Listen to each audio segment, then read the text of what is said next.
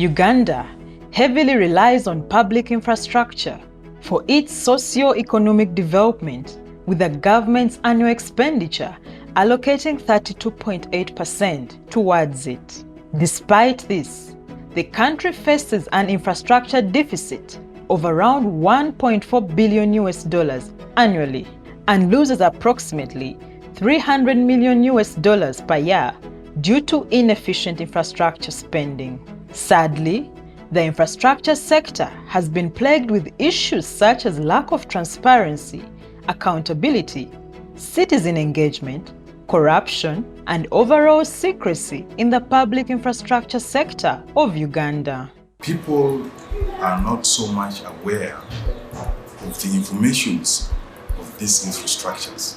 We even, first of all, cannot predict which road they are going to work on, which time, when, who is working on it. We are not contented with the way our roads are being done. Coast Uganda, a national chapter of Coast International, whose objective is to enhance citizens' lives by providing an independent perspective on infrastructure projects, address the above challenges by combining efforts with the government, private sector, and civil society to advocate for transparency and accountability in infrastructure projects.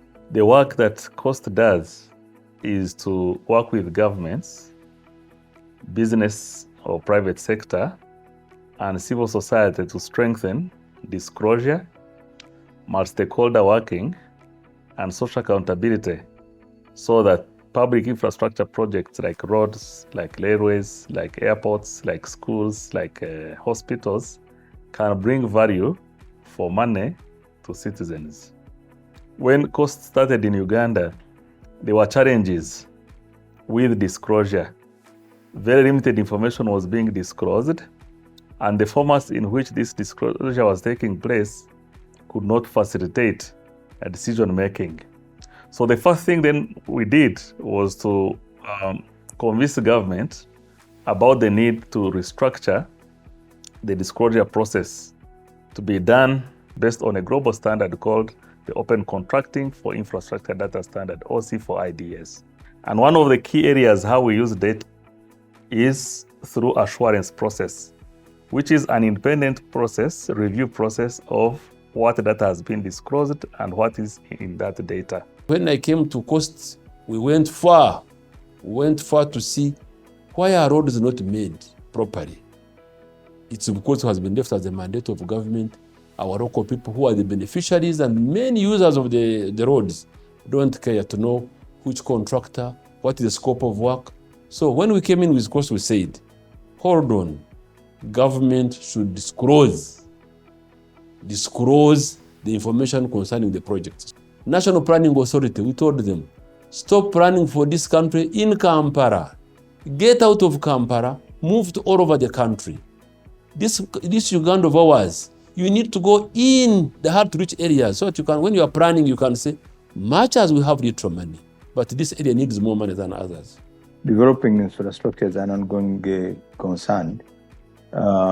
Government decided between 1990 and 2000 that infrastructure becomes the key in terms of development because we were really lagging behind.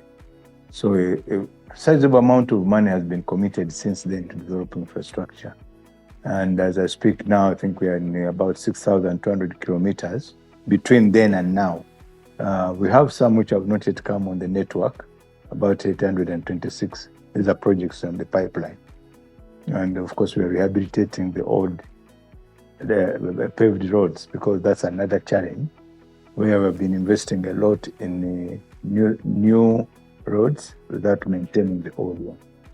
Based on COST Uganda's scoping study, it was discovered that Uganda's infrastructure transparency is severely lacking, as only 12 out of the 67 legally mandated data points were identified. Furthermore, 20% of these 12 points were disclosed. These findings clearly show that it is crucial for COST Uganda to empower stakeholders to effectively hold the government accountable. COST has been able to conduct about 59 assurance projects on our projects, and that has helped us to to expose, for people to know that actually things are not done under the table and behind closed curtains. And this has also built confidence in the public that they can be able to have performance, they can be able to monitor performance, there's transparency in the execution of these projects, which I think is a good thing, which COST has enabled us to do. By COST's involvement, we have bridged the gap between government and the private sector. Because government was looking like, to many people, government was like an animal out there, and the private sector was on its own. But now COST has been able to help us bridge that, because we're not just developing the roads, they must be safe and secure for the public to use. But also the public must be able to know, are they getting value for money? And COST has been, through COST, have been able to monitor whether they're getting value for money on the projects which we are doing. The Public Procurement and Disposal of Public Assets Authority, PPDA, has made significant strides in prioritizing cost standards through the GPP portal. This upgrade ensures that the cost requirements are fully met, leading to a heightened level of transparency and accountability in public procurement processes. At PPDA, we have a platform called Government Procurement Portal, GPP, where data is posted on that platform by the procuring and disposing entities. GPP was upgraded, so that means it conforms with the global data standards. And when you access it, then you can use it. Uganda has made significant progress in integrating cost standards into its infrastructure sector. This step is crucial for boosting transparency, accountability, and efficiency within the country. We are now undergoing a procurement reform, called electronic government procurement. One of the key milestones that we have given this vendor in developing the EGP is to integrate open infrastructure standards across the system. The vision is to integrate it with different PFM systems, so that at any one point, anybody using EGP, you can pick those standards. Recently, we also introduced the beneficiary ownership transparency. Who are the beneficial owners of these contracts? So that information, when posted, can be accessed by the public to promote transparency and accountability in public procurement. Through increased transparency and stakeholder engagement, the country fosters a culture of accountability and ensures that the infrastructure projects effectively meet the needs of its citizens, attract investments, and drive further development. There are a number of reforms which have been introduced both in the public sector by government, but also in the civil society and in the private sector. For example, government is rolling out the e-procurement, which is an electronic procurement system, which has increased tremendously the speed of undertaking public procurements, but also enhanced the ability to access information and to keep this information properly stored and saved in databases which can be used for tracking. And I think this initiative is going to go a long way in improving transparency and accountability in the procurement and management of infrastructure investments. With the oncoming of cost, we put in place a module called engineering audits and value for money. That goes ahead to address issues of accountability, issues of value for money, issues of fitness for purpose, and all that. This scheme I've designed for the people. Is it fit? Have I done it right? Are there problems? Are there things I would have done better? We are informing our engineers that whatever we are doing, particularly public infrastructure, there is a public eye watching, and everybody should be mindful of that. All my articles that I've done I've shared them online, and they have attracted quite a number of views from the readers across, the country, and of course from the outside of the country.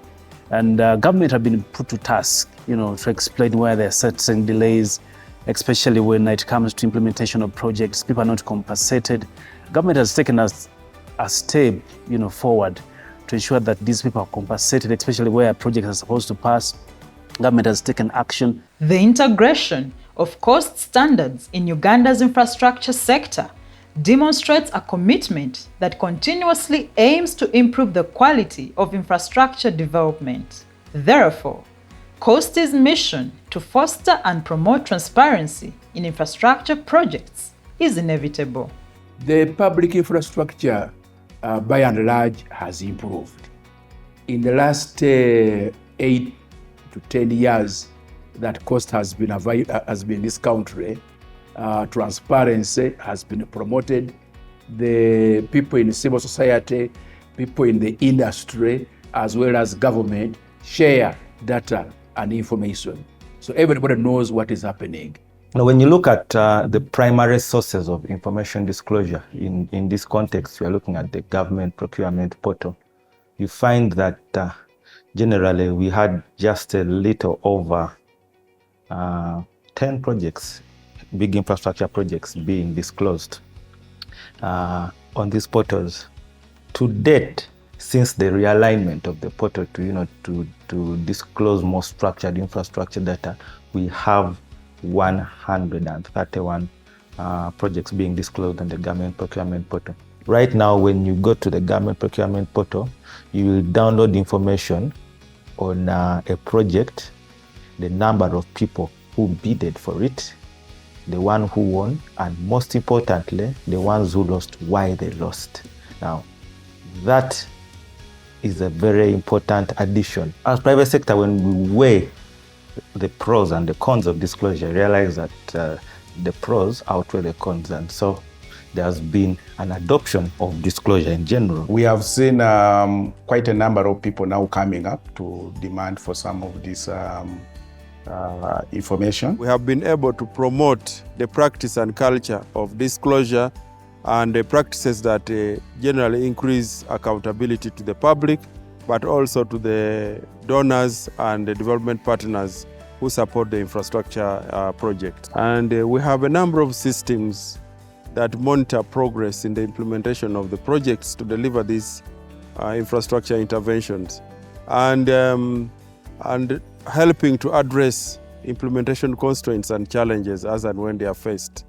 It's important to recognize that despite the positive aspects of cost standards, there are still unresolved challenges that demand our attention and action. One of the biggest challenges has been the completeness and the quality of this information. So you find that 70% of the required information is not available. Part of it is available, part of it is not. So it makes decision making quite hard. Even if you are building red flag detection tools, it will be very hard. The timeliness of this information. If it is supposed to help us put bids together as a company that is going to bid for a project, it is supposed to help us do a trend analysis as somebody in academia trying to understand the trend. It's supposed to help us look at who is winning what, as maybe a donor trying to understand constantly winning suppliers. If this information is not available timely, in a timely manner, it defeats the whole purpose. Now we have the GPP in place, very good and ambitious, but in terms of resourcing it is still a challenge. You have quite a number of districts that do not even have computers. You have this very good and ambitious tool, but you don't have a single computer. You have most of these procurement entities within the district. They don't have even a laptop. They will tell you, we don't have a laptop. We don't have internet. We don't even have a budget that should be able to facilitate our work. Now, how do you expect us to work? We are doing a project in a number of sub-countries to test out the skilling and training of local leaders on supervision of public investments. And wherever we have done this training, we undertake a baseline, and the baseline survey shows gross lack of knowledge and information about the roles and responsibilities, as well as the tools and instruments that they can use to monitor the display of this kind of information at that level. The President commissioned under the President of Tanzania, the two excellencies commissioned the dam, 16 megawatts at Kajera. But you could see the population, it was done, they don't know how much it was, they don't know what is the cost, which company did. You look at the billboards you see of UNRWA. Have you ever seen amount of money involved? You have never seen. They see a contractor, the client is UNRWA, Uganda government, then the contractor is so and so, the supervising engineer is so and so, the consultants are this and this. Nothing. But we would want to know how much is involved. So that a young man or young lady computes. How many kilometers? 76 kilometers. How much is the total? So many billions. Hey, you mean a kilometer is $2 million? Much as a journalist, I'm supposed to access certain information, all information, in fact. You find that certain MDAs still hold on certain information because they don't want it to be there in the eyes of the public.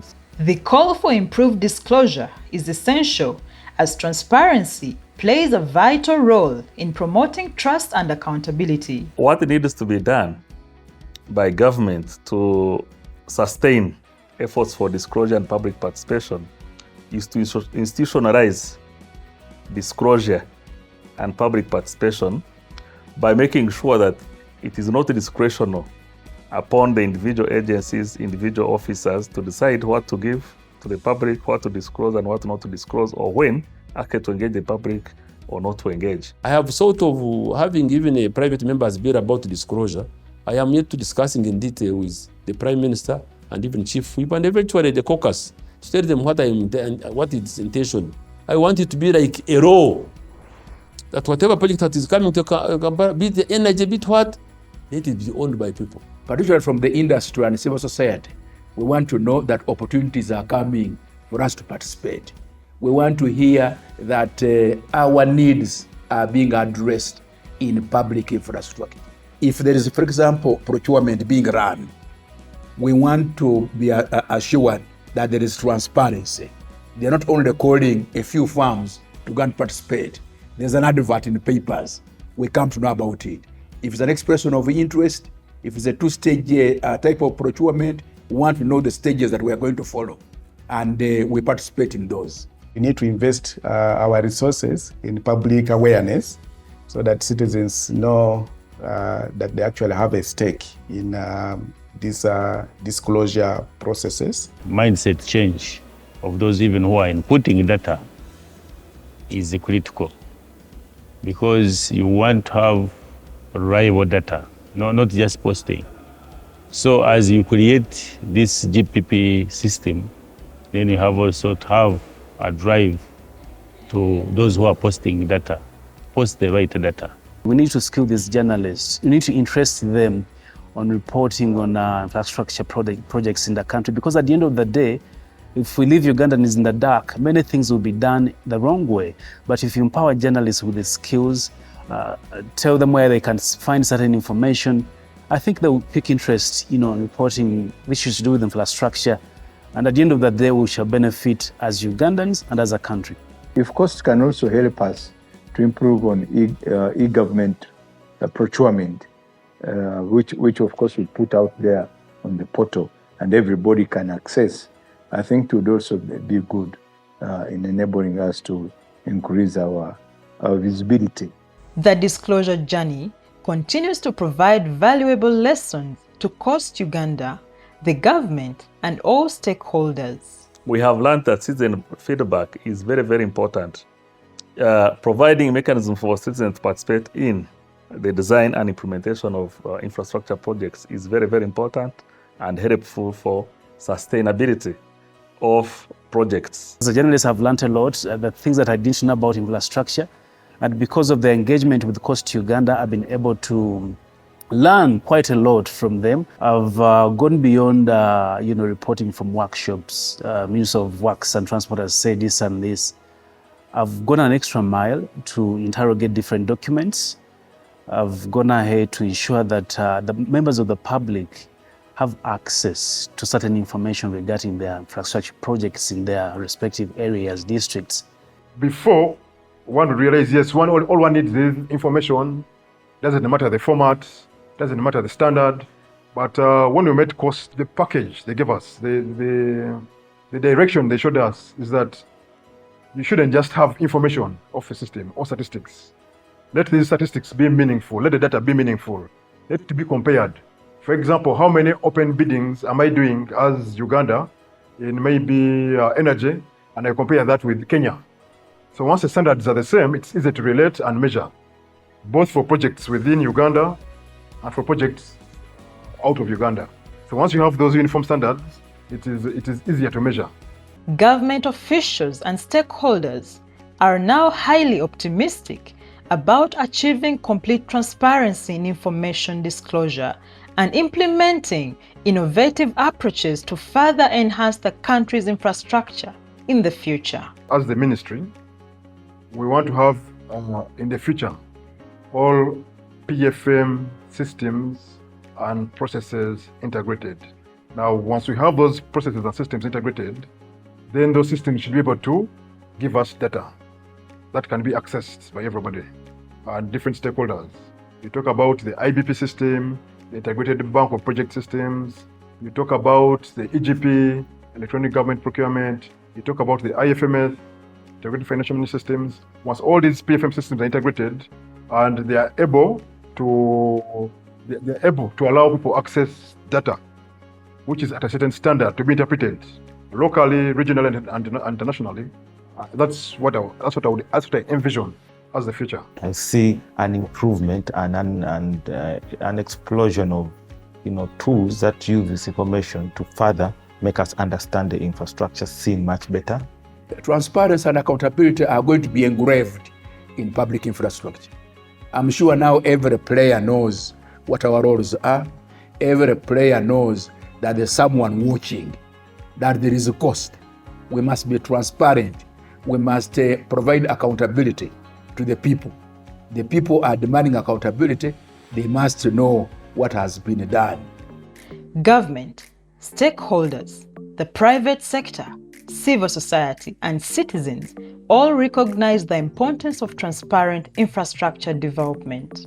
They understand their respective roles and benefits associated with it. The ongoing implementation of cost standards in Uganda's infrastructure sector is crucial because it ensures high-quality infrastructure, fosters a stronger economy, and ultimately improves the lives of its people. When we started by saying disclose, some officers, this was, why do I disclose my information? In fact, they were saying my information.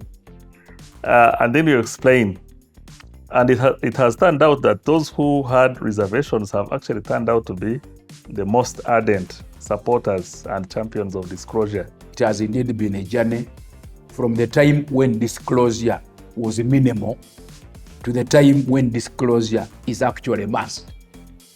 Right now, we are in a regime where the public must know what we are doing. Most of these projects have been coming, people don't know, a member of parliament does not know, a local leader does not know. He sees a contractor putting up a school in here. Only between the headmaster and post and education officer and a cow. But we said, no, this should stop. We are not yet there, but that should be the right procedure. The project should be introduced to the people own it, and they can supervise, by the way. And to all the Ugandans, we should support Cost Uganda in ensuring that, we demand for accountability and transparency where need be. I don't know if the budget allows. We need to see you more, even on media like the national media platforms, the local TVs, explaining what cost does and how the public can benefit. And how does the public approach you, for example, if they have issues? Congratulations for you to winning that award of Anti-Corruption Award. And you can see that your work is being appreciated. Out there, people appreciate what you are doing.